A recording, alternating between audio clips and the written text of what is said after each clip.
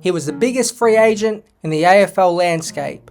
His power spread to all platforms, and his style of strong opinions make him one of the most talked about figures in the sport. Now, it's not any current AFL player or coach, but media superstar Kane Cornes. Rumours swirled all year about a possible move away from Channel 9, with Fox Footy and Channel 7 throwing buckets of money to try and land him. But not too long ago, it was finally announced where the volcano was heading. It's fair to say, not everyone was happy with his decision. Katie is one of footy's most hard-hitting and outspoken experts, and Port Adelaide great Kane Cornes is joining the 7 AFL team. A massive switch in the footy media landscape and the footy world in general. 7 has pulled off this huge coup. He's one of the most outspoken and hard-hitting experts, arguably the biggest voice in footy. He'll be a part of the 7 AFL commentary team. The announcement was actually first revealed on SEN by his colleague Tim Watson on SEN Breakfast. Now, the last couple weeks have mainly seen the radio station take small jabs at Cornes and have fun with the story. But the reality is, the move for TV will be significant. Cornes on Fireball Friday with David King wouldn't budge and reveal how long his deal with Channel 7 was and the amount he would be getting paid each year. It's impossible to know the full details of his contract, but it's hard not seeing his overall deal sit well into the millions. If he wasn't already, Channel 7 has made Cornes a very rich man. But the move will have its challenges, not just in the present, but in the future, and what Channel 7 actually do with their marquee media signing. In the current day, Cornes is still at Channel 9. I have no idea why the media release by Channel 7 wasn't postponed until the end of the year, which would have avoided any awkwardness, but maybe the network was just so overjoyed and wanted to spread the good news. 2 and 3 on the run now, so that's going to be left to me. And obviously Kane is leaving, he's going to Channel 7, and I thought they'd do the press release at the end of the season like normal people, but Kane to join Channel 7 5 weeks out, so we're going to do, I have immense confidence in the network's leadership and exciting direction. Cutting edge broadcast. Okay, so the cutting edge. In classic Sunday footy show fashion, they went to town on Cornes and pointed out every little run-in he's had with Channel 7 employees. It's fair to say he will have quite a lot of patch-up work to do with his new colleagues when he arrives in the Channel 7 building. Who can forget the Trent Cotchin scenario from this year?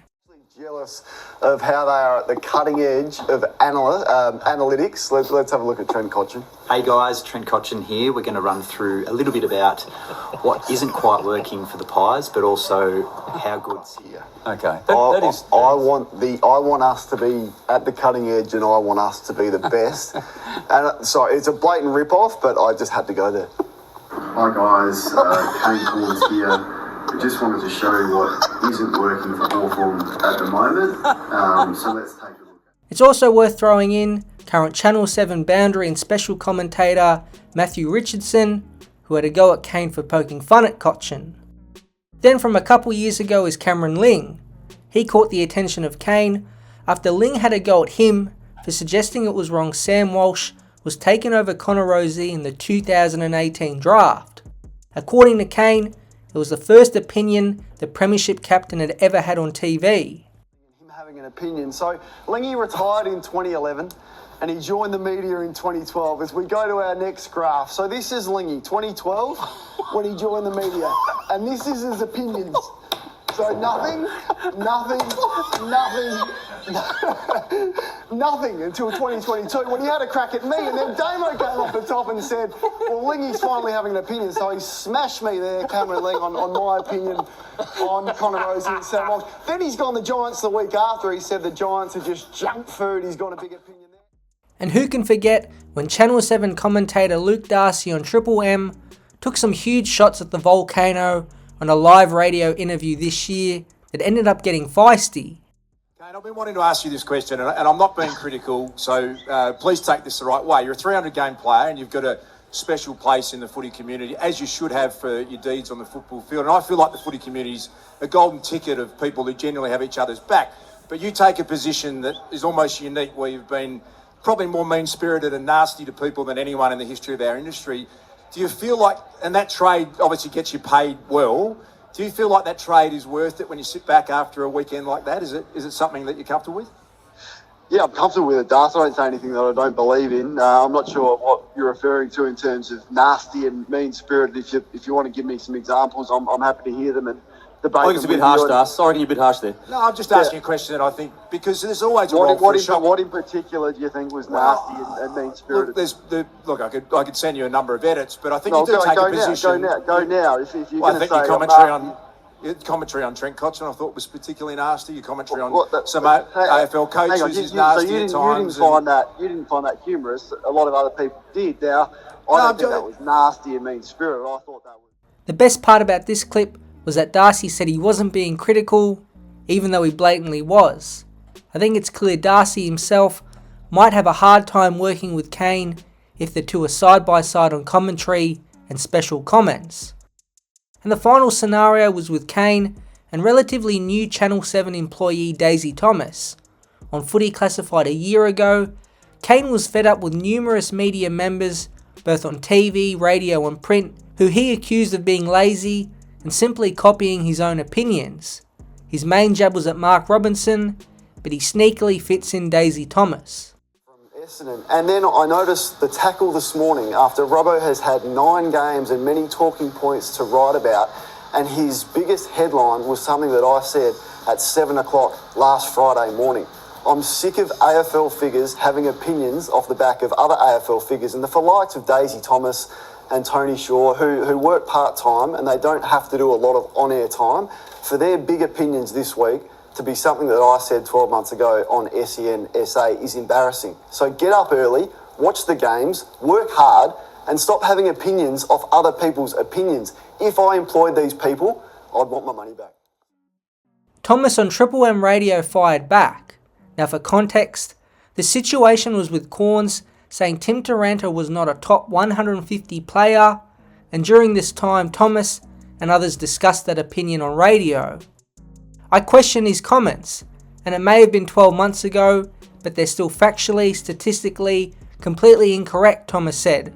We got asked about them by Jay Clark on Sunday, got asked about them on Monday, so I don't think he needs to flatter himself with the fact that I'm purely sifting through his crap and what he's saying to have a hot take.